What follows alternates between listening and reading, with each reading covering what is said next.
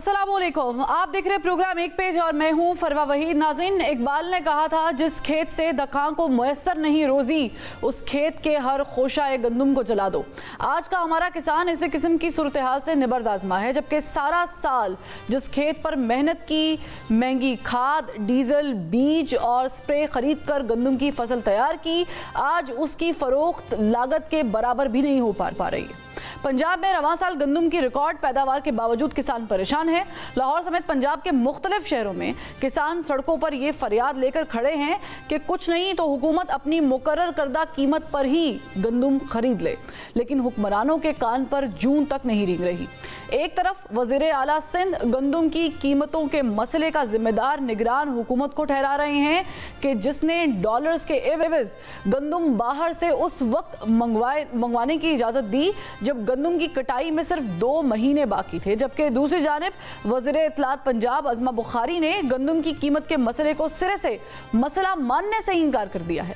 उन्होंने अपने बयान में कहा है कि पंजाब में गंदुम का सरकारी निर्ख ना मिलने का मसला झूठी खबर है। हैरत की बात यह है कि हम अरबों डॉलर्स लोन लेकर गैर मुल्की किसानों से गंदुम खरीद कर पाकिस्तान लेकर आते हैं, मगर अपने मेहनतकश किसानों को पैसे देने के लिए तैयार ही नहीं है। जब किसानों को खाद की ज़रूरत होती है तो मार्केट में ब्लैक में मिलती है और हुकूमत तय करदा कीमतों पर खाद फराहम करने में नाकाम रहती है। डीजल का रेट आज भी आसमान की बुलंदियों पर है और गंदुम का बीज भी किसानों ने हज़ारों रुपए महंगा खरीदा, मगर सवाल यह है कि किसान अपनी गंदुम गवर्नमेंट के तय करदा रेट से कम पर बेचने पर मजबूर आखिर क्यों है। सवाल यह भी है कि इजाफी पैदावार के बावजूद हर साल मुल्क में गंदुम का बहरान क्यों जन्म लेता है। पाकिस्तान एक ज़रई मुल्क है, मगर ज़रई मुल्क खुराक की किल्लत का भी शिकार है और ज़राअत के शोबे से जुड़ा किसान भी बदतर हालत में जीने पर मजबूर क्यों है। इस पर बात करेंगे। खालिद खोकर साहब ने हमें ज्वाइन किया है और हमें कुछ देर में बिलाल यासीन साहब भी ज्वाइन करेंगे, लेकिन कुछ वॉक्स पॉक्स सुनाना आपको बड़ा लाजिम है क्योंकि ये बहुत बड़ा मसला है, ये आम आदमी का मसला। तो लोग इस पर क्या कह रहे हैं, जरा आए देखते हैं। 15,000 रुपये में DAP की बोरी मिलती है, 300 रुपये का डीजल है, तो बताएं कि किसान कहाँ जाएगा। वफाकी हुकूमत से मुतालबा करते हैं कि गरीब किसानों की हेल्प करें और उनको बारदाना उनके हिसाब से दिया जाए, वरना ये गरीब कहाँ जाएंगे। कोई हुकूमत रिस्क लेनी पे हो या काश्तकार लाल तावन करेली पे हो, कोई कैरी करेली पे कोई रेट ही नहीं है। यहाँ पे अड्डे लगे हुए हैं, जगह जगह पे कोई खरीद ही नहीं रहा। हुकूमत कोई खरीदारी करे ठीक नहीं था, किसान शुदा रुल गया, किसान तो कोई फायदा कौन। जिन्होंने बाहर से गंदम मंगा के स्टॉक कर ली है उनको कोई पूछने वाला है। जब हुकूमत गवर्नमेंट जब कणक जट से लेती है ना, तो उससे ये भी पता होना चाहिए कि आगे वो किस भाव पे बेच रहे हैं। हुकूमत की पॉलिसी से जो है वो तो कोई अमल भी नहीं हो रहा ना उससे। तो किसानों के हालात आपने किसानों की ज़बानी सुन ली है। हमें स्टूडियो में ज्वाइन किया खालिद खोकर साहब ने और अब से कुछ देर बाद हमें सूबाई वजीर भी बिलाल यासीन साहब ज्वाइन कर लेंगे, उनसे भी सवालात करेंगे। खालिद खोकर साहब, क्या मसला क्या है? ये जो गंदुम का हर साल हम देखते हैं कि बहरान, अगर ज़्यादा पैदावार भी हो रही है तब भी बहरान है, कम हो रही है तो वो तो अंडरस्टूड है, लेकिन ये अभी जो असल मसला चल रहा है ये है क्या? और आपको ये जो रेट्स में आप बेच रहे हैं, गवर्नमेंट के जो तयशुदा रेट्स हैं, फ़र्क क्या है? मोहतरमा, हर साल का हर बहरान काश्तकार के लिए है, माफिया के लिए कोई बहरान नहीं है। आज से 2 साल पहले हमने गंदम बेची थी 2200 रुपये मन। एंड कंज्यूमर ने, गरीब आदमी ने, एक चौकीदार ने, एक रेडी वाले ने, टांगे वाले ने वो 6000 रुपये मन खरीदी। कोई पूछने वाला है? काश्तकार ने कभी ब्लैक नहीं की। इस दफ़ा जो हुकूमत ने रेट तय किया 3900, हमें उस रेट पे एतराज़ है, वो रेट बहुत कम है, लेकिन हमें उस रेट से भी 1000 रुपया कम मिल रहा है। अच्छा, हमारी पैदावारी लागत पूरी नहीं हो रही। हमें इस वक्त पर एकड़ 40 से 50,000 रुपया नुकसान हो रहा है काश्तकार को। ठीक, गंदम इंपोर्ट की गई कि काश्तकार ने तो इंपोर्ट नहीं की। जब सफिशेंट स्टॉक मौजूद थे, 1 अप्रैल 2024 की नेशनल मिनिस्ट्री जो है फूड सिक्योरिटी की, उसकी रिपोर्ट के मुताबिक 47 लाख टन गंदम मौजूद है। मेरे पास उसका रिकॉर्ड मौजूद है। तो फिर गंदम इंपोर्ट क्यों की गई? इंपोर्ट सिर्फ इसलिए की गई कि 15-20 साल बाद ये पहली दफ़ा हुआ है कि इंटरनेशनल रेट $550 से $200 पे आ गया। अच्छा, वरना पहले हमेशा होता था कि हमारा रेट बहुत कम होता था, बाहर रेट रेट बहुत ज़्यादा था, इसलिए यहाँ से गंदम स्मगल होती थी उस वक्त, हर वक्त स्मगल होती थी और यहाँ आटा महंगा मिलता था। इस दफ़ा बाहर सस्ती हुई है तो काश्तकार को, उसमें पहले भी काश्तकार का नुकसान होता है, अब भी काश्तकार का नुकसान है कि बाहर से गंदम मंगवा ली गई। अब जिन्होंने उसकी इजाज़त दी है, और इजाज़त देने वालों ने क्या अगला काम किया जी, क्या खूबसूरती से कि उसको कैप ही नहीं किया कि कितनी प्राइवेट सेक्टर मंगवा सकता है, ओपन कर दे जितनी मर्जी मंगवाए। अच्छा, ये नेशनल फूड सिक्योरिटी की मिनिस्ट्री में उस वक्त सेक्रेटरी थे कैप्टन महमूद, उन्होंने समरी मूव की, ईसीसी में वो समरी गई, वहां से करवा के वहां पे टोटल सबको मिसगाइड किया गया, कैबिनेट में गई। मेरी ये ख्वाहिश होगी उन सबको फांसी दी जाए। अच्छा, गवर्नमेंट ने परमिशन दी है और प्राइवेट सेक्टर ने मंगवाई, ठीक है। लेकिन यानी government- आप कह रहे हैं कि माफिया बेसिकली गवर्नमेंट जो है माफिया के हाथ स्ट्रांग कर रही है। बिल्कुल बिल्कुल। अच्छा, फिर एक काम और किया जी, जो कभी आज तक किसी मुल्क में नहीं, जब आपकी अपनी फसल आ रही हो उस वक्त आप बाहर से इंपोर्ट नहीं करते, अपनी फसल फरवरी में सिंध में शुरू हो जाती है। इन्होंने 31 मार्च तक परमिशन दी, टोटल 65 बैरी जहाज आए, 37,85,000 कुछ जो गंदम बाहर से मंगवाई गई, अपने पास 47 लाख टन आज भी पड़ा है। अच्छा, फिर एक और काम किया इस माफिया ने, क्या? उस प्राइवेट सेक्टर को पैसे कमाने के लिए जो अपने पास गंदम पड़ी थी फूड और पास्को के पास, उसका रिलीज रेट था फ्लोर मिल को देने का 3900 रुपया, इन्होंने उसका रेट 4785 किया कि ताकि वो जो फ्लोर मिल वाला ये गंदम ना उठाए, जो बाहर से गंदम आ रही है वो उठाए। अच्छा, अब ये सच नहीं बताते कि बाहर किस रेट से है, बाहर कराची पहुंची है 25-2600 रुपए में और गरीब आदमी को वही आटा 150 रुपए किलो मिला। फिर तो यानी ये हुकूमत की तरफ से आपको बहुत शिकवे हैं कि उनकी तरफ से ये दोहरी ज्यादती हो रही है। मैं आपको अर्ज करूं आगे क्या होगा जी। अभी पंजाब हुकूमत एक दाना हमसे अभी तक परचेज नहीं किया, अभी तक कोई खरीदारी नहीं की पंजाब, अभी तक हमें बारदाना नहीं मिला। और जो बारदाने का तरीकेकार बनाया इन्होंने, वो तरीकेकार ये है कि एक मौलाना साहब तकरीर कर रहे थे, उन्होंने कहा जी को पुल सराज जो है ना वो बाल से बारीक है और तलवार से तेज है। अच्छा, तो एक पठान खड़ा हो गया, वो खड़ा होकर कहता है कि ये कोई रास्ता रूस्ता नहीं है, ना गुजारने के बहाने हैं, ये पॉलिसी नहीं है, ये हमारे साथ एक भोंडा मजाक है एक किस्म का। क्या हम पाकिस्तानी? अच्छा, अभी जो गवर्नमेंट आप लोगों से अभी तक पंजाब गवर्नमेंट ने खरीदारी शुरू नहीं की है, इसकी क्या वजह क्या बता रहे हैं? खरीदना नहीं चाहते। मैं सीधी बात कर रहा हूँ, खरीदना नहीं चाहते। उज़र तो उन्होंने पेश किया होगा ना कि ये वजह है हमारे पास। नहीं, मैं उनके पास कोई उज़र ही नहीं है। मैं आपको अर्ज करूं, मैं एज ए काश्तकार अगर गंदम जखीरा करता हूं, ये गुनाह कबीरा है, मैं जखीरा नहीं कर सकता, इस्लामी लिहाज से मैं जखीरा नहीं कर सकता। ये तो वैसे सोशली भी आप नहीं कर सकते, ठीक है ना। अच्छा, और ये जखीरा करना किसका फर्ज है? ये हुकूमत का फर्ज है। ये आज से नहीं है, ये हजरत यूसुफ अलैहिस्सलाम के वक्त से है कि हुकूमत ही गंदम जखीरा करेगी। हाँ। हुकूमत ही अपनी अल्लाह की मखलूक के लिए ये स्टॉक मौजूद रखेगी ताकि कोई ऐसी खुश्क साली आती है, कुछ आता है तो ताकि उनको मिल सके। ठीक, इन्होंने वो 4785 रुपये रेट करके अपनी गंदम पड़ी है। अब आज जो अपनी गंदम पड़ी है उसके ऊपर 23% इंटरेस्ट पे कर रहे हैं, तकरीबन 150 अरब इंटरेस्ट पे हो गया उसके ऊपर। वो और ये टोटल कोई 1500 अरब रुपए का जो मैं आपको अच्छा $1 बिलियन के जो बाहर से गंदम इंपोर्ट की गई वो ज़र मुबादला खर्च हो गया। काश्तकार को 8 से 900 अरब रुपया कम मिला, असल प्राइस से जो कम मिल रहा है 8 से 900 अरब।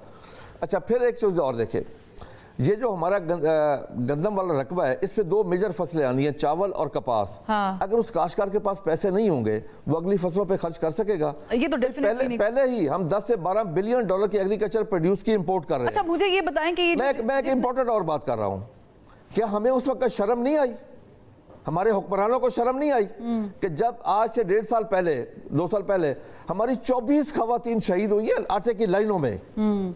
अगर इस काश्तकार ने मेहनत करके कोशिश करके खर्च करके गंदम को पैदा किया तो कोई कसूर किया? ये हर वक्त पैसे कमाते हैं, हर वक्त पैसे कमाते हैं, इनका पेट ही नहीं भरता। खुदा की कसम है, इनका पेट फट सकता है, भर नहीं सकता। अच्छा, मैं चाहूंगी कि हम बिलाल यासीन साहब को भी लाइन पर ले लें ताकि हम उनसे भी इन सवालात के जवाबात जो हैं वो हासिल कर सकें। लेकिन मुझे बताएं कि अब हल क्या है? एक तरफ आपकी बम्पर क्रॉप है जो ऑलरेडी आप लोगों ने पैदावार जो है वो की है और मुल्क में अच्छी खासी पैदावार है। मैं जस्ट कीपिंग इन दिस देखिए जी, हल के लिए इमरान खान साहब के दौर में ये हुआ था कि रिकॉर्ड पैदावार बताई गई थी हम लोगों को, और on national television Imran Khan साहब ने खिताब करके कहा था जब वो प्राइम मिनिस्टर थे। उसके बाद हमने देखा था कि एकदम से किल्लत पैदा हो गई थी और पता नहीं चल रहा था कि आटा महंगा क्यों गया। फिर उनको पता चला कि उन्होंने कहा जी मुझे गलत रिपोर्ट की गई थी, और मीनवाइल वो सारा जो गंदम थी वो हम लोगों ने स्मगल एक तरह से हो गई थी अफगानिस्तान में। नहीं, स्मगल होने की वजह यही थी ना, मैं आपको अर्ज कर रहा हूँ कि जब हमें 2200 रुपये रेट मिला तो इंटरनेशनल रेट उस वक्त बनता था कोई 5500 रुपया। सारी गंदम स्मगल होगी और जहाँ पे 6000 गंदम का आम गरीब आदमी को 6000 रुपये गंदम मिली। उससे पहले जब 1800 रुपये था, अच्छा उस वक्त भी गरीब आदमी को 5000 तक गंदम चली गई बाद में। काश्तकार को कभी 1 रुपया फालतू। अभी इसका हल क्या है? क्योंकि देखिए पाकिस्तान के अंदर की पैदावार काफी है, अब उन्होंने भी इंपोर्ट कर ली है चीजें। पाकिस्तान की फूड सिक्योरिटी के लिए इस वक्त पूरी दुनिया में फूड सिक्योरिटी नंबर 1 पे है, बॉर्डर सिक्योरिटी नंबर 2 पे चली गई है। एग्जैक्टली ऐसे ही है। विद इन पाकिस्तान ऐसी बाउंड्रीज हम बता सकते हैं सिंध के ऐसे इलाके जहां पर काश्तकार को जिंदा रखने के लिए, ज़राअत को बचाने के लिए ज़रूरी है कि हुकूमत जहाँ से मर्जी मैनेज करे, जो भी अरेंज करे, पैसा अरेंज करे, और काश्तकार से जो उन्होंने सपोर्ट प्राइस हमें दी है, जो हमारे साथ कमिटमेंट की है, जो हमारे साथ वादा करके हमसे गंदम लगवाई है, वो वादा पूरा करे, हमसे 3900 में गंदम उठाए। देखिए ना इस वक्त क्या हुकूमत को नज़र नहीं आ रहा कि जो माफिया है वो 2800-2900 में खरीद कर रहा है। मेरे अपने साथ एक प्रोग्राम में, मालिक के प्रोग्राम में मिनिस्टर एग्रीकल्चर भी थे, फ्लोर मिल एसोसिएशन का चेयरमैन आसिफ रजा कहता है जी हम तो 4200 रुपये में खरीद कर रहे हैं। यानी अंदाजा करें कि अगर झूठों के सर सींग होते तो वो बड़ा सिंगा होता। चले मैं आपके साथ 100% तो शायद अग्री नहीं कर रही, मैं आपके साथ 90% अग्री कर रही कि जो बातें आप कह रहे हैं आपके लोगों के साथ ज्यादती हुई है, किसानों के साथ ये ज्यादती नहीं होनी चाहिए, क्योंकि हम मुल्क में ऑलरेडी बहुत सारी महंगाई, इन्फ्लेशन का जो एक तूफान है वो देख रहे हैं। आप लोगों को बीज भी महंगे मिल रहे हैं, आप लोगों को खाद भी ब्लैक में मिलती है, आप लोगों को बाकी आपने खाद की बात की है, अब मैं खाद में बताऊं आपको, क्या यहाँ पे कोई रियासत नहीं है, कोई हुकूमत की रेट नहीं है। एक साल में हमने 150 अरब रुपया यूरिया पे ब्लैक मनी अलग जो जिन्होंने ब्लैक हमें खाद खरीद के 150 अरब हमने फालतू पे किया, 150 अरब। वजह कि पाकिस्तान दुनिया का वाहिद मुल्क है जहाँ यूरिया के कंट्रोल रेट 5 है, दुनिया में वाहिद मुल्क है। पहले ये आज से 2 साल पहले, 1 साल पहले तक ऐसा नहीं एक ही रेट हुआ करता था, 5 रेट है, 3700, 4000, 4400, 4700, 5300, और काश्तकार को मिलती है 5500 पे। अक्सरियत का रेट 3700 था ज्यादा, लेकिन काश्तकार को एक बैग उस रेट पे नहीं मिला। क्या हुकूमत की वहाँ रेट नहीं है? हुकूमत की रेट हमारे ऊपर थी कि पिछले साल हमारे घरों से गंदम उठा ली गई, हम अपने घर अपने बीज के लिए रख सकते थे, अपने मुलाजमिन की तनख्वाह नहीं रख सकते थे, चादर चार दीवारी का तकद्दुस पामाल किया गया। ठीक, ये मुल्क चल रहा है तो ज़राअत के सर पे चल रहा है। मैं आपको बताता चलूं, पिछले साल की आपकी टोटल इंपोर्ट $80 बिलियन की है, टोटल एक्सपोर्ट $31.5 बिलियन की है। $31.5 बिलियन में सिर्फ कपास का जो हिस्सा है वो $20 बिलियन का है, ठीक है, और एग्रीकल्चर का टोटल $25 बिलियन हिस्सा है, बाकी इनके पास एक्सपोर्ट में है क्या? लेकिन मेरा सवाल फिर आपसे वही है कि अब ये मामला हो गया है, और इसमें इंटरेस्टिंग चीज़ ये है इन ऑल दीज, ये जो कियोस्क चल रहा है अभी गंदम का, इसमें जो आम आदमी आटा खरीदने वाला है ना वो स्टिल महंगा खरीद रहा है। पॉइंट ये है कि आम आदमी को शायद ये पता भी नहीं है कि हमारे मुल्क में क्या रेट है, क्या होना चाहिए था। अगर इंपोर्ट ना करते लेट्स सपोज, तो हम उसको कितना अच्छा यूटिलाइज कर सकते थे, किसानों को भी फ़ायदा पहुंच सकता था, और फिर आम आदमी को भी शायद प्राइस रेट जो है उसका कम जा सकता था। अब मुझे बताएं कि इन वन लाइनर इसका हल क्या है? क्या आप लोग इसको एक्सपोर्ट करने का सोचेंगे? क्या गवर्नमेंट के साथ क्या नेगोशिएट क्या करने जा रहे हैं? क्या कोई बातचीत हुई है? देखें, कभी हमें गंदम जब इंटरनेशनल रेट डबल था, कभी काश्तकार को उसका फ़ायदा हुआ, काश्तकार को कभी एक्सपोर्ट कर लें दी। आज अगर 15-20 सालों में एक साल ऐसा आ गया कि इंटरनेशनल रेट कम है, तो काश्तकार को सपोर्ट करना चाहिए, हुकूमत को चाहिए। काश्तकार के साथ जो रेट तय किया है, मैं उस रेट की बात कर रहा हूँ, जो रेट हमारे साथ कमिट किया। हालांकि जब हमसे काश्त करवाएगी उस वक्त हमें 4000 रेट का आ गया। आज भी पंजाब के काश्तकार के साथ ये ज्यादती कि पंजाब 3900, सिंध 4000, दूसरा ये हैं 4300 बलूचिस्तान और 4600 KP के। आप रेटों में फ़र्क देख लें। अच्छा, अभी आप मुझे वन लाइनर, क्योंकि मुझे I have to wrap this up, मुझे बताएं कि ये जो इल्ज़ाम लगाया जा रहा है कि ये निगरान गवर्नमेंट के थ्रू हुआ था, ये आप इसका बेनिफिशियरी किसको कहते हैं? ये किस गवर्नमेंट ने? जी, इसमें कोई शक नहीं है, जो इंपोर्ट की इजाज़त दी है वो निगरान हुकूमत के वक्त भी, ठीक है, उनको तो फांसी होनी चाहिए। काश्तकारों का मौशी कत्ल किया उन्होंने, ये पाकिस्तान का बहुत बड़ा लॉस किया। पाकिस्तान के ज़राअत 5 साल पीछे चली गई इससे। तो फिर जो मौजूदा गवर्नमेंट है, फिर आप उसको... नहीं, लेकिन मौजूदा गवर्नमेंट ने जो पॉलिसी दी है खरीदारी की, वो ना खरीदने वाली है। उन्होंने अंदर बैठ के फैसला किया कि हमने गंदम नहीं लेनी। देखे ना, गंदम उनके स्टॉक करना कोई मसला नहीं है, कोई इशू नहीं है। देखे ना, दुनिया में खुशहाली आ रही है, 2-3 माह बाद इंटरनेशनल रेट बढ़ जाएगा, ये एक्सपोर्ट कर दे जो गंदम पड़ी। अच्छा, मुझे एक चीज़ बताएं, अगर मौजूदा हुकूमत कहती है हमारा कोई कसूर नहीं है, मार्च में इनकी हुकूमत नहीं थी, मार्च में 10 लाख टन आई है, फरवरी में आई है। ठीक है ना? सही। देखिए ना, क्या आंखें बंद थी उस वक्त? क्या सोए हुए थे उस वक्त? बिल्कुल। मैं बहुत thank you so much Khalid Kokar साहब फॉर ज्वाइनिंग अस टुडे।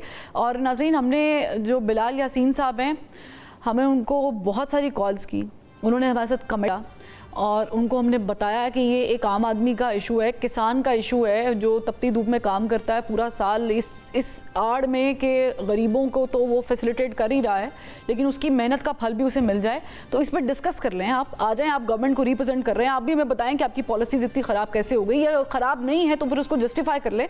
लेकिन अनफॉर्चुनेटली बिलाल यासीन साहब भी चूँकि मिनिस्टर है ना, तो मिनिस्टर्स नॉर्मली ऐसे ही करते हैं, जब गवर्नमेंट में आते तो फिर वो पता नहीं कहाँ होते हैं।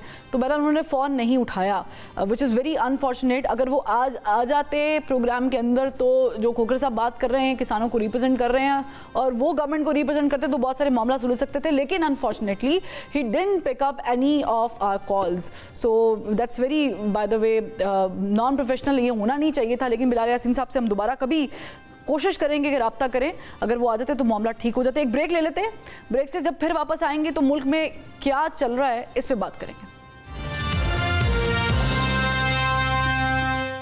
वेलकम बैक नाज़रीन। मर्ज बढ़ गया, जूं जूं दवा की वाला मामला बज़ाहिर पाकिस्तान के साथ भी नजर आता है कि गुज़श्ता 2 सालों से सियासी अदम इस्तेहकाम के नतीजे में पैदा होने वाली महंगाई, दोबारा सर उठाने वाली दहशतगर्दी और सिफारती सतह पर मामलात में बिगाड़ का वाहिद हल अहले नजर दानिश को एक ही नजर आता था कि इलेक्शन हो जाने से मुल्क में सियासी इस्तेहकाम आएगा और सारे मसाइल हल होंगे। मगर 8 फरवरी को होने वाले आम इंतखाबात के नतीजे में सियासी अदम इस्तेहकाम खत्म होने की बजाय मजीद तूल पकड़ गया। पाकिस्तान तहरीक इंसाफ ने हुकूमत पर मैंडेट चुराने का इल्जाम आयद किया, हुकूमत के खिलाफ ग्रैंड अलायंस बनाकर एहतजाज और लॉन्ग मार्च करने का इंदिया दिया। मगर इन सारे ऐलानात और हिकमत अमली तरतीब दिए जाने के माबैन बहुत कुछ ऐसा है जो तहरीक इंसाफ की तहरीक को कमजोर करता जा रहा है। पाकिस्तान तहरीक इंसाफ की तहफ़्फ़ुज़ आईन पाकिस्तान तहरीक चलने से पहले ही नाकाम हो चुकी। सुन्नी इत्तेहाद काउंसिल में शामिल होने के फैसले से लेकर पब्लिक अकाउंट्स कमेटी का चेयरमैन नामजद करने तक और पाकिस्तान तहरीक इंसाफ के इंट्रा पार्टी इंतखाबात में चेयरमैन नामजद करने के फैसले में 2-3 बार तब्दीली, आम इंतखाबात और ज़िमनी इंतखाबात में टिकट्स की तकसीम से लेकर खैबर पख्तूनख्वा में वज़ीर आला के नामजद होने और काबीना की तश्कील तक, बानी पाकिस्तान तहरीक इंसाफ की जेल में मुलाकात के हवाले से कमेटी अरकान के नाम दिए जाने तक सारे मामलात में पार्टी में 2 मुतज़ाद बयानात छाए रहे। अभी भी पार्टी में एक मुफाहमत तो दूसरा मज़ाहमत का बयानिया चलता नजर आता है। वज़ीर आला खैबर पख्तूनख्वा अली अमीन गुर तो मज़ाहमती बयानिए में सारी हदें जो हैं वो फलांगते हुए इस्लामाबाद पर कब्जा करने की बात करते नजर आते हैं। उन्होंने क्या कहा, जरा देखिए। एक सूबा है वो है खैबर पख्तूनख्वा और उसका मुझे बनाया खान ने वज़ीर आला, तो मैं आपको यकीन दिला रहा हूँ कि फिर वो सूबा जब निकलेगा तो वो सूबा फिर जब वापस जाएगा खान को भी लेके जाएगा और हुकूमत भी गिरा के जाएगा। अब मैं कह रहा हूँ हक ना मिला तो हम इस्लामाबाद में इस हुकूमत से इस्लामाबाद में कब्जा करेंगे। बात यह है कि पाकिस्तान तहरीक इंसाफ माजी में कौमी असम्बली से इस्तीफे देने, 2 सूबाई असम्बलियाँ तहलील करने, साइफर के बयानिए पर चलने, अदम इस्तेहकाम की तहरीक के पीछे अमरीका की मुदाखलत का इल्ज़ाम लगाने और इस्टेब्लिशमेंट के खिलाफ बयानिया बनाने में 9 मई जैसा वाक़या सरजद करने जैसी जारहाना हिकमत अमली की अब मुतहम्मिल हो सकती है या नहीं। ऐसे महसूस होता है कि पाकिस्तान तहरीक इंसाफ क़यादत अपनी सियासत चमकाने और पार्टी में अपनी जगह मजबूत करने पर ज़्यादा तवज्जो दे रही है। सवाल ये है कि तहरीक इंसाफ की क़यादत बानी पाकिस्तान तहरीक इंसाफ को जेल से बाहर निकालने और 9 मई के वाक़यात में जेल में होने वाले दर्जनों कारकुनान को रिहा करवाने में आखिर नाकाम क्यों है। बानी पाकिस्तान तहरीक इंसाफ के दौर में तहरीक इंसाफ कई माह तक धरना देने, लॉन्ग मार्च करने जैसी मिसालें करती थी, मगर आज उस लेवल की कोई तहरीक लॉन्ग मार्च या धरना देने में कामयाब क्यों नहीं हो पा रही। तहरीक इंसाफ आज उस मोड़ पर किस तरह जो अभी चल रही है सिचुएशन किस तरह पहुंची है, इसका जिम्मेदार कौन है, इस पे बात करेंगे। हमें ज्वाइन किया अली मोहम्मद खान साहब ने, बहुत शुक्रिया खान साहब, अपने वक्त निकाला। खान साहब, आप लोग जनरल इलेक्शन के बाद एक तहरीक चलाने की बात कर रहे थे, बड़ा मज़ाहमती बयानिया आप लोगों ने अपनाया, फिर हमने देखा कि बाई इलेक्शंस आ गए, आप लोगों ने उसको भी नहीं माना। बाई इलेक्शंस के बाद आप लोगों ने आज भी इनफैक्ट एहतजाज की कॉल दी हुई थी और एहतजाज करने की कोशिश की, 6 जमाती इत्तेहाद भी आप लोगों ने बना लिया, लेकिन ऐसा लग रहा है कि हाथ पांव मारे जा रहे हैं, कामयाबी हासिल नहीं हो रही। इसकी वजह क्या है? बहुत शुक्रिया। बिस्मिल्लाहिर्रहमानिर्रहीम। अल्लाहुम्मा सल्लि व सल्लिम मुबारक अला सय्यिदिना मोहम्मद व अला आलि मोहम्मद। मुश्किल सूरत हाल में तहरीक इंसाफ ने सरवाइव किया है। इलेक्शन मुश्किल सूरत हाल में लड़ा, पार्टी का निशान छीना गया, लोगों को कैंपेन नहीं करने दी गई, दानली तो माजी में सुनते थे, इस दफ़ा तो कागजात जमा करने से ही रोका गया। पहले ये होता था कि किसी इलाके में कोई बासर शख्स होता था, कोई सरदार या वडेरा, तो वो किसी आम आदमी को इलेक्शन नहीं लड़ने देते थे, कोई अगवा कर लिया या उठा लिया या इस तरह के ड्रामे हमने सुने और होते भी रहे। लेकिन इस दफ़ा तो बाकायदा हुकूमती सरपरस्ती में सारा कुछ हुआ, सारा कुछ किया गया। अच्छा, उसके साथ तहरीक इंसाफ को झंडा लहराने पे पाबंदी, प्रोस्क्राइब तो नहीं है ना, बैन नहीं है। जिन लोगों पे केस है वो तो ऑलरेडी गिरफ्तार हैं या वो अदालतों में अपना फेस कर रहे हैं। बाकी जमात तो मुल्क की एक आईनी जमात है, अनलॉफुल तो नहीं है।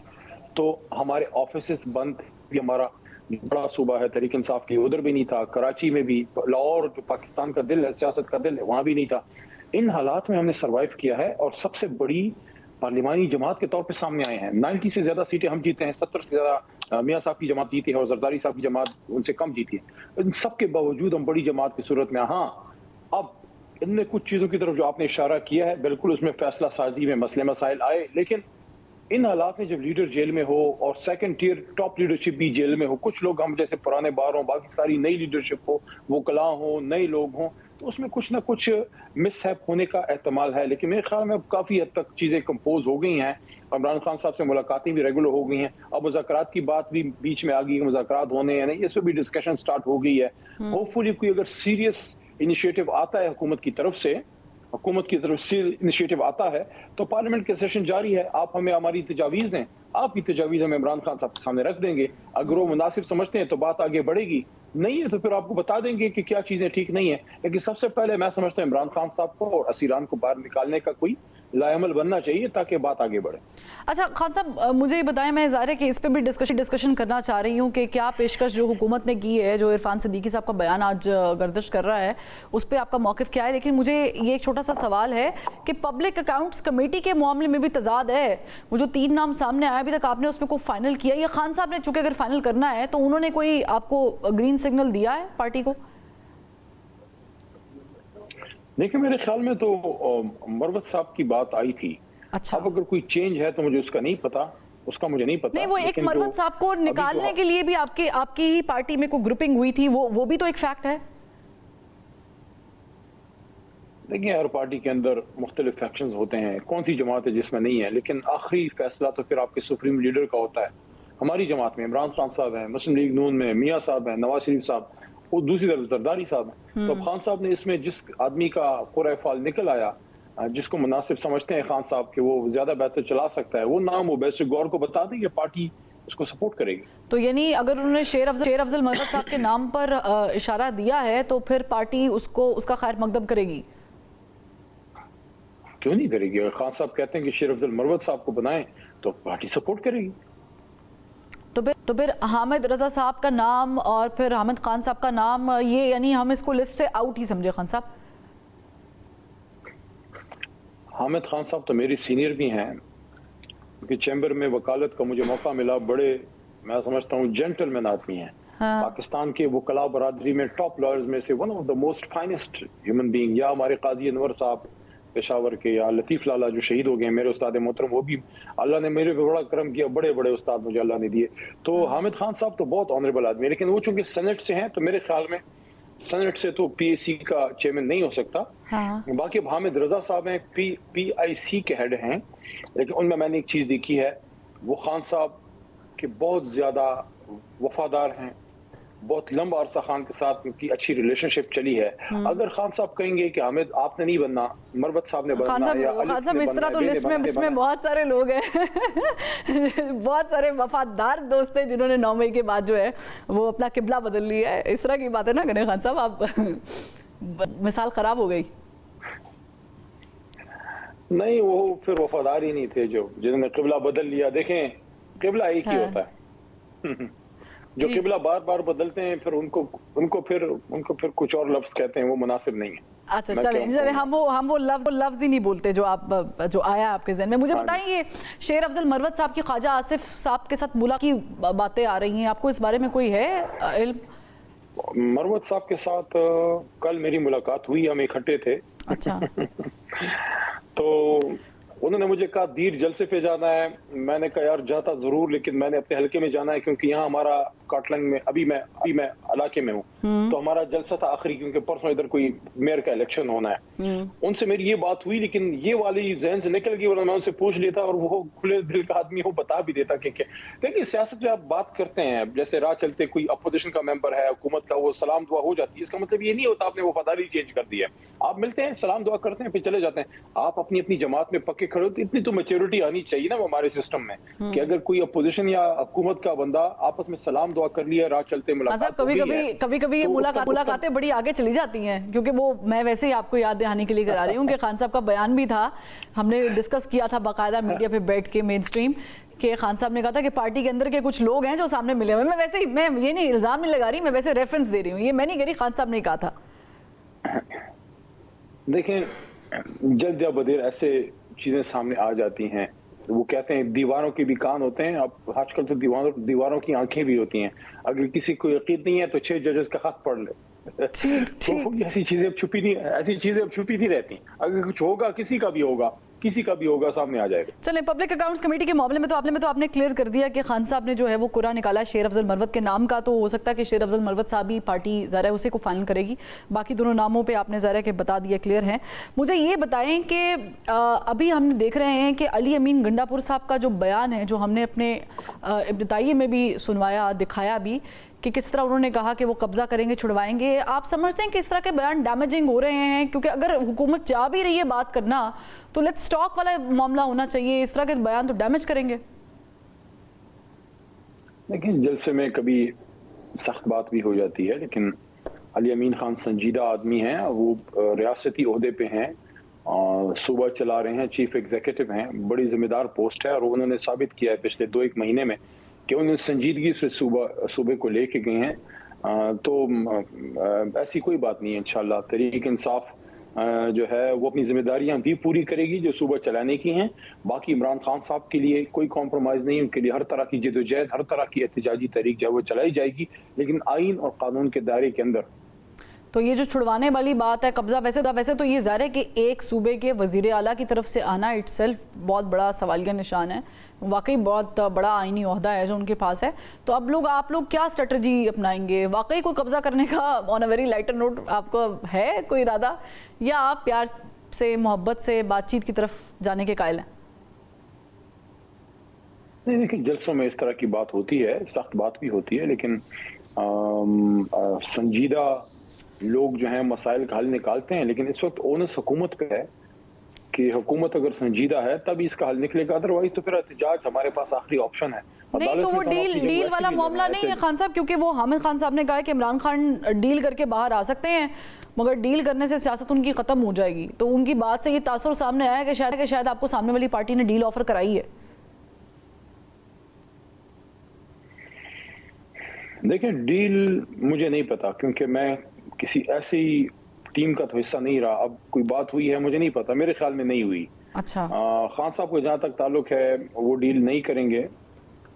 काफी दिनों से वो जेल में है, करनी होती तो पहले वो बात, खान साहब की तबीयत ही नहीं है डील करने की। उन्होंने, जिस आदमी ने अपनी 72-73 साल जिंदगी में डील नहीं की, अब इस उम्र में आके अपनी सियासत और अपनी जिंदगी, अपनी इज्जत, सब चीजों को दाव पे वो क्यों लगाएंगे? वो जेल क्यों काट रहे हैं? उनको कोई खुदा न खास्ता कोई मतलब है कि वो मेरा नहीं ख्याल कोई डील शील करेंगे। हाँ, अगर उसूली बात होती है, अगर जिन चीज़ों पे वो स्टैंड उन्होंने लिया था, अगर उस पे वो बात होती है, अगर उनकी रिहाई, असीरान की रिहाई, खवातीन असीरान की रिहाई, मैंडेट की वापसी पे कोई संजीदा बात होती है तो फिर बात आगे चल पड़ेगी। नहीं है तो फिर जेल में तो वो वैसे भी हैं, हम सब ने भी काटी हैं, और साथ साथ केसेस भी चल रहे हैं। खान साहब मुझे ये बताएं कि ये जो बातचीत आप गवर्नमेंट से करेंगे या फिर आप एस्टेब्लिशमेंट से करेंगे? देखिए मैं तो जमहूरी आदमी, पार्लियामेंट का, पार्लिमानी उमूर का वजीर रहा हूँ। अपनी हुकूमत के 3.5-4 साल में पार्लियामेंट को चलाने की जिम्मेदारी मेरे सर पे थी। उस जमाने की अपोजिशन से बात भी करते थे, मैं होते थे, और आमिर डोगर साहब चीफ विप, जो अभी चीफ विप है, माशाल्लाह संजीदा आदमी है, पॉलिटिकल आदमी है। तो कोई भी बात हो, मेरे ख्याल में पार्लियामेंट के 4 कॉर्नर्स के अंदर हो तो बेहतर है। अगर अपोजिशन और हुकूमत के अंदर कोई बात होती है जिसकी इजाजत इमरान खान साहब देते हैं कि हाँ ठीक है NTORs पे आप बात करें, तो अगर फिर एस्टेब्लिशमेंट का कोई पॉइंट ऑफ व्यू आता है तो वो हुकूमत की जिम्मेदारी है। हुकूमत जो है अगर वो मसला हल कर सकती है तो एस्टेब्लिशमेंट या आपका इदारा जो है वो तो डिफेंस मिनिस्ट्री के नीचे आता है। लेकिन मेरे ख्याल में एज अ जमहूरी party, as a political party, जमहूरी लोगों को, सियासी लोगों से बात करनी चाहिए। उसमें अगर जरूरी इनपुट एस्टेब्लिशमेंट का आता है तो उसकी जिम्मेदारी मेरे ख्याल में हुकूमत पे है। लेकिन खान साहब, अभी तक एक भी बयान इमरान खान साहब का जेल से नहीं आया कि वो नवाज शरीफ साहब के साथ बात करने को तैयार है, जबकि ऑन दी अदर हैंड अब देखते हैं राना सनाउल्लाह ये बात कह रहे हैं कि नवाज शरीफ साहब जो है वो बात करने के लिए तैयार हैं। इसके अलावा इरफान सिद्दीकी साहब कह रहे हैं कि हम बात करने के लिए तैयार है, लेकिन जो नहीं बात करने के लिए तैयार हुकूमत से या नून लीग से मैं स्पेसिफिकली पूछूंगी वो खान साहब है। तो खान साहब इसका मतलब तो ये है कि कहीं और बात करना चाह रहे हैं। नहीं, जहां जितना मैं समझाऊं, इमरान खान साहब का ईद के बाद एक बयान आया था जिसमें उन्होंने कुछ सख्त बातें करने के बाद ये भी कहा था कि मैं सब से बात करने के लिए था। तो सब जाहिर है उसमें सब में तो हुकूमत भी आती है, उसमें अपोजिशन भी आती है, उसमें सियासी ताकतें भी आती हैं और बाकी लोग भी आते हैं। देखिए इसका बड़ा आसान हल है, मीडिया में बैठ के चहमगोइयां करने से बेहतर है हुकूमत अगर सीरियस है तो अपनी मुज़ाकराती टीम भेजे, कुछ पॉइंट्स दे, वो खान साहब के सामने रख देंगे। खान साहब इजाजत देंगे तो बात आगे चल पड़ेगी, इजाजत नहीं देंगे तो बात खत्म हो जाएगी। लेकिन वैसे ही मीडिया में बातें करना, कोई ये बयान दे रहा है कि वो बयान दे रहा है, ये तो मतलब है कि हासिल वसूल कुछ नहीं और गिलास थोड़ा बाहर आने, इससे तो कोई रिजल्ट नहीं। अगर हुकूमत सीरियस है तो माहौल बनाए इमरान खान साहब की और असीरान की रिहाई के लिए कोई लाएमल दे, फिर वो तजावीज़ खान साहब के सामने हम रख देंगे, खान साहब इजाजत देंगे तो बात आगे चल पड़ेगी। लेकिन इस तरह मीडिया में बात करके एक तरफ खामोशी से बैठ जाना, उससे तो मसाइल का हल नहीं। हाँ, लेकिन शरियत राफिदी साहब का बयान में आपकी नज़र से गुजरा होगा कि वो कह रहे कि जो मुज़ाकरात है वो DG ISI और आर्मी चीफ से होंगे। अभी देखिए ना, आपकी पार्टी से आप मुझे ये एक बात करें जमहूरी आदमी होने के हिसाब से, लेकिन आपकी ही पार्टी के दूसरे रिप्रेजेंटेटिव कोई और बात कर रहे हैं, वो कह रहे हैं कि जी हमने बात ही कहीं और करनी है।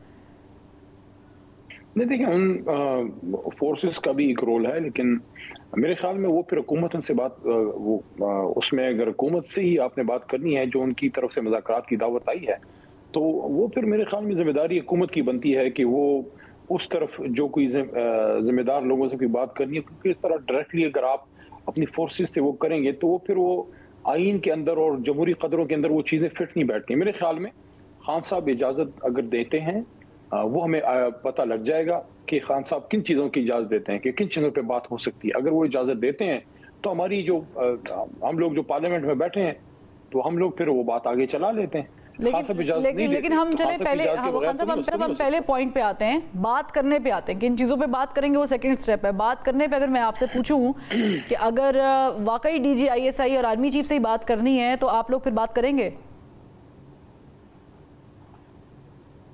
देखिए बड़ा ट्रिकी क्वेश्चन है, क्योंकि खान साहब का मुझे नहीं पता कि खान साहब इस पे क्या ओपिनियन है उनका। दूसरी चीज़ यह है कि क्या दूसरी तरफ जिन लोगों के नाम लिए गए क्या वो इस तरह डायरेक्टली पॉलिटिकल मामलात में अपने आप को इन्वॉल्व करना चाहेंगे। कुछ रोल तो उनका जाहिर है, माजी में भी रहा है और हालिया में भी जो चीज़ें हैं उसमें तो एस्टेब्लिशमेंट का एक रोल है, लेकिन क्या वो इस तरह डायरेक्टली एज अ पार्टी बैठेंगे, मेरा नहीं ख्याल। तो बेहतर यही है कि अगर मुज़ाकरात होते हैं तो हुकूमत अपनी संजीदगी दिखाए, अपनी तजावीज़ दे। वो खान साहब के सामने जो बैरिस्टर गौर हैं या उमर यूब साहब हैं, ये लोग जाके रख देंगे। हम लोग भी जाके मुलाकात हम करते हैं, तो अगर कोई संजीदा बात होती है खान साहब से पूछ लेते हैं कि जनाब इन चीज़ों पे बात है। खान साहब बता देंगे कि इन चीज़ों पे बात हो सकती है, इन पे नहीं हो सकती, या हो सकती है या नहीं हो सकती। अल्टीमेट पावर तो पार्टी के अंदर, PTI के अंदर इमरान खान साहब। खान साहब कुछ लोग राब्ते में हैं एस्टेब्लिशमेंट के साथ। देखिए मेरे इल्म में नहीं है, मैं नहीं हूं। अगर कोई शख्स मामलात को बेहतर करने के लिए है, मैं तस्दीक या तरदीद इससे नहीं कर सकता कि किसी चीज़ का मुझे इल्म अगर हो तो मैं उस पर बात करूं। लेकिन अगर कोई है, फ़र्ज़ करें कोई बात हो रही है कहीं, तो अगर मुल्क के मफाद में हो तो अच्छी बात है, लेकिन हो रही है मुझे नहीं पता, क्योंकि मैं किसी ऐसे डायलॉग का हिस्सा नहीं हूँ जिसमें एस्टैब्लिशमेंट से बात हो रही हो। लेकिन मुल्क की मफाद में मुल्क की सबसे बड़ी जमात और कौम के सबसे बड़े लीडर से बात होनी चाहिए। उनको दीवार से लगा के साइड पे रख के आप उनको अंदर तो रख लेंगे, लेकिन पॉलिटिकल स्टेबिलिटी नहीं आएगी। पॉलिटिकल स्टेबिलिटी नहीं आएगी तो इकोनॉमिक स्टेबिलिटी नहीं आएगी। इकोनॉमिक स्टेबिलिटी नहीं आएगी तो ये महंगाई होगी। आप बेशुमार जनाब सारे मतलब सब मिलके ही तो सारे तंदूरों और नंबाइयों के पास बैठ जाए, रोटी की कीमत कम नहीं होगी। उसके लिए you need political stability and you need economic stability, investment, export बढ़नी चाहिए, आपकी ग्रोथ बढ़नी चाहिए, लोगों का कॉन्फिडेंस बिल्ड होना चाहिए, बाहर से पैसा आना चाहिए। उसके लिए क्या होगा, मुल्क के बड़े सबसे बड़े लीडर को जंदान में डाल के आप कहते हैं कि पैसा भेजो, दिमाग खराब क्या आपके पास सैंक्टिटी है, श्योरिटी है कि इमरान खान जैसे आदमी को अंदर डाल दिया है तो कोई आदमी, कोई पागल है अरबों रुपए लगाएगा? लेकिन मुझे ना वैसे वाक़तन आज तक ये दो जुमलों की समझ नहीं आई है। एक ये कि मुल्क कमज़ोर सूरत हाल से गुजर रहा है, ये हम हमेशा से सुनते आ रहे हैं, और ये कि मुल्की मुफाद के लिए हम ये करने वाले हैं। हमेशा हर जमात ये बात करती है कि मुल्की मुफाद में हम इतने से थे, नाजुक दौर से गुजर रहे थे, अब हम 6 फुट के हो गए हैं, लेकिन नाजुक दौर खत्म नहीं हो रहा। ठीक है सब, बहुत शुक्रिया देने के लिए। यहाँ पर एक ब्रेक लेते हैं, ब्रेक से फिर जब वापस आएंगे तो वो कस्में वादे वो कौन से थे जो जनरल बाजवा ने कहे हैं, वो ऑन रिकॉर्ड भी आए हैं, और सीनियर सहाफ़ी और तज्ज़िया निगार मुजीबुर रहमान शामी साहब इस पर क्या कह रहे हैं, एक ब्रेक के बाद।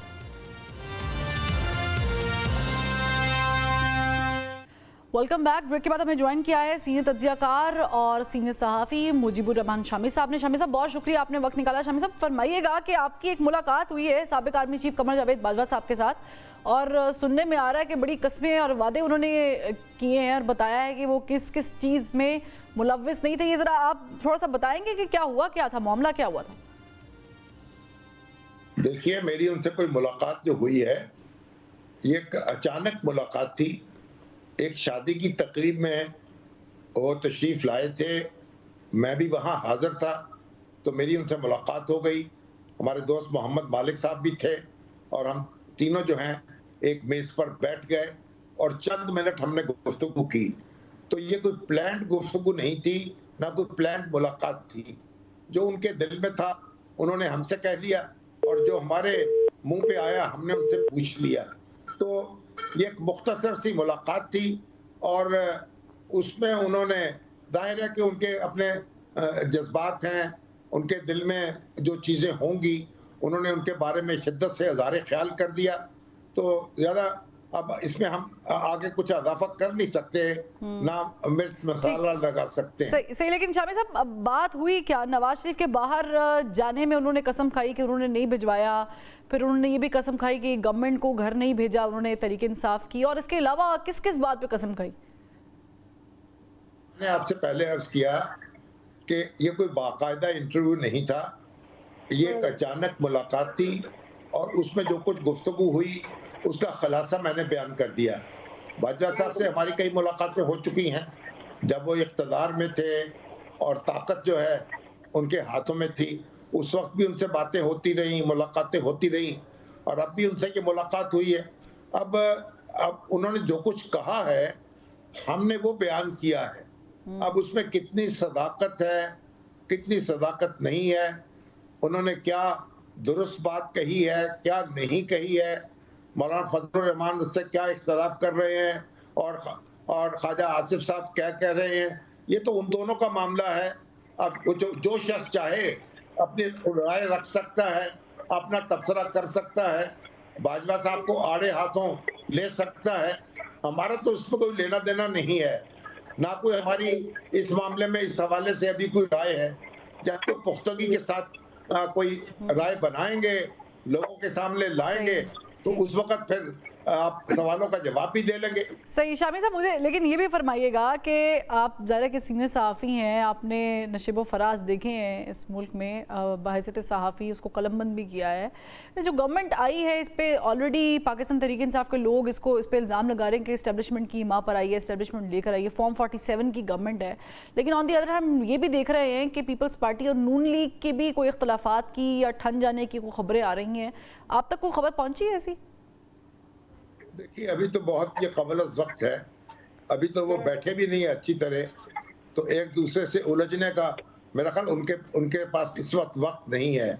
उन्हें तो अपनी अपनी जगह अपने पहुंच जमाने हैं। तो मेरा इस वक्त तो दोनों जमातें जो हैं वो यकसू हैं कि वो इकट्ठे मिलकर आगे बढ़ेंगी, और ये इस तरह की बातें जो हैं इस वक्त कबल वक्त हैं। मेरा ख्याल है दोनों जमातें जो हैं वो पूरी संजीदगी के साथ मामला देख रही हैं, और पाकिस्तान की मुश्किलात को कम करने की कोशिश कर रही हैं। तो बाकी तो जहाँ तक हमारे इंतखाबात का ताल्लुक है, उस हवाले से तो एतराज़ात मौजूद हैं, सवालात भी मौजूद हैं। उनको चैलेंज भी किया गया है, कई हल्कों में PTI ने चैलेंज किया है।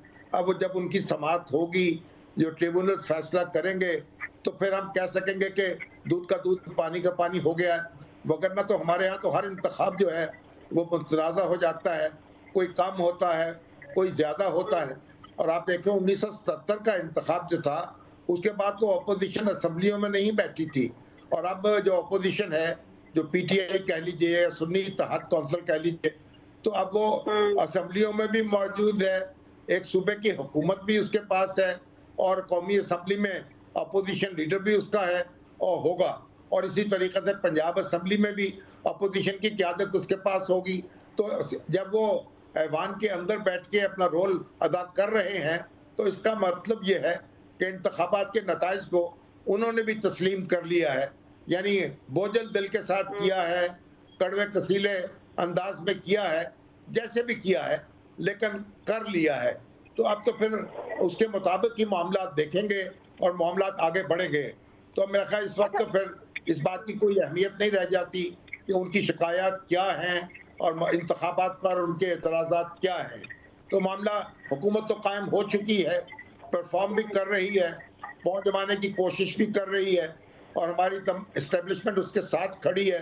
तो मेरा ख्याल है कि अब हुकूमत को कोई धक्का देना या गिरा देना कोई आसान काम नहीं है, ये वक्त लेगा, हमें इंतज़ार करना पड़ेगा। अगर हुकूमत परफॉर्म न कर सकी तो फिर मामला दूसरा होगा, लेकिन इस वक्त तक तो हुकूमत के दावे भी हैं, अज़ाइम भी बुलंद हैं, दोस्त मुल्कों की सपोर्ट भी मिल रही है, IMF जो है वहाँ से भी अच्छी खबरें आ रही हैं, स्टॉक एक्सचेंज भी यानी ऊपर की तरफ जा रही है, और करंट अकाउंट खसारा जो है वो भी ख़त्म हो गया है।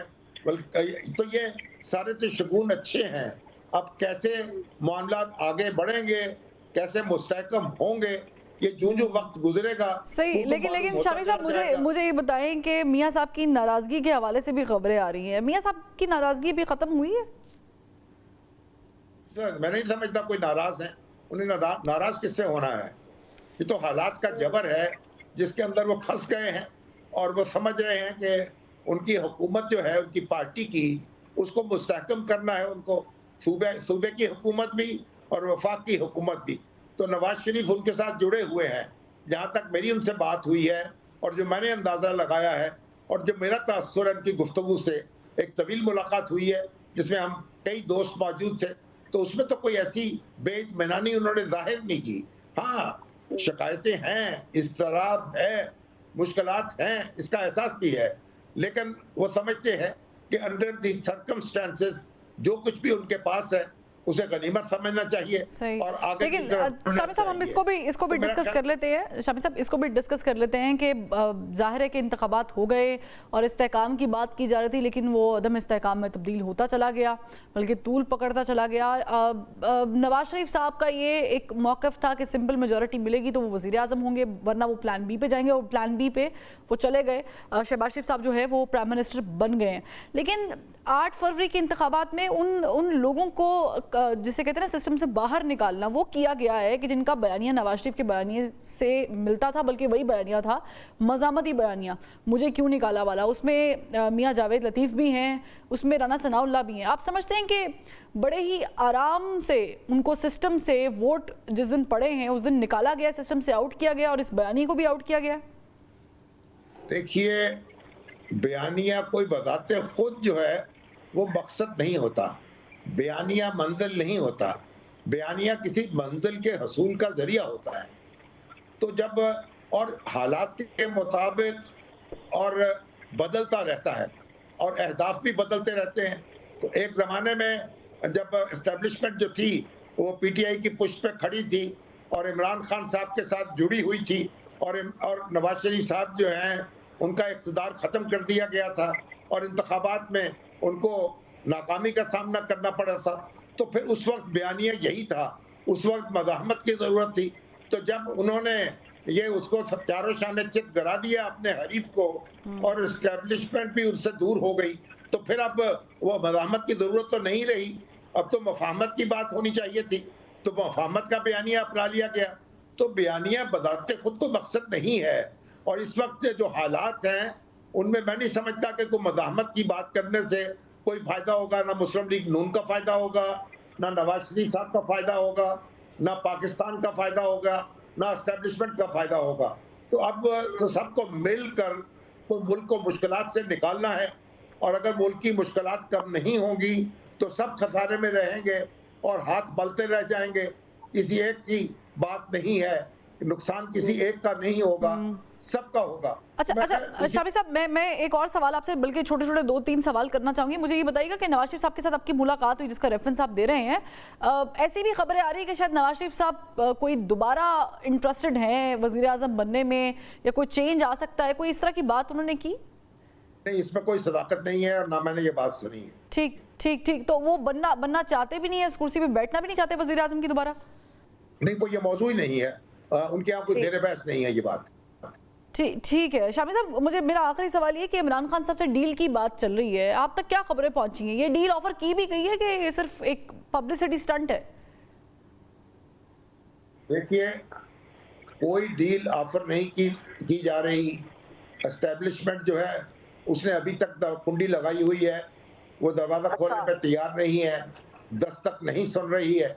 लेकिन एक बात मैं जरूर कहूंगा कि सियासत में ये कहीं हालात एक जगह रुकते नहीं हैं, इनमें तब्दीली आती रहती है और ज़ेरो बम आते रहते हैं। तो आखिर आप कितनी देर इमरान खान को कैद रख लेंगे, कितनी देर उनका नाटका बंद कर लेंगे और कितनी देर उनको महरूम करेंगे अपने यानी सियासी किरदार अदा करने से? एक ना एक वक्त तो ऐसा जरूर आएगा जब हालात खुलेंगे, माहौल बदलेगा और किरदार भी बदलेंगे, लास्टली तो मैं उस वक्त फिर हालात भी बदलेंगे। ठीक, लास्टली मैं आपसे एक सवाल करना चाहती हूँ, वो ये कि इरफान सिद्दीकी साहब का भी आपने बयान देखा होगा कि हुकूमत अब चाह रही है, नून लीग खुसूसन, कि वो बात करे तहरीक इंसाफ से और इमरान खान साहब से स्पेसिफिकली।